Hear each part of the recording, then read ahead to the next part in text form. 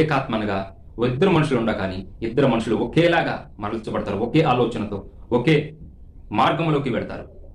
Twins ఇప్పుడు కమల పిల్లలు పుడుతున్నారు కదా, వాళ్ళల్లో కూడా తేడా ఉండిద్ది, కానీ వాళ్ళ ఆలోచనలో ఒక్కొక్కరిలాగా ఉండిద్ది, కానీ వారు కలిసి పుట్టినా లేకపోతే ఒకేలాగా స్వరూపము దేహము ఒకేలాగా ఉండా కానీ వారి ఆలోచనలు వేరుంటాయి. కానీ దేవుని ఆత్మ పొందుకున్నవాడు ఒకే ఆత్మతో ఒకే ఆత్మతో ఉంటాడు. దేవుడు చెప్తున్నది అదే.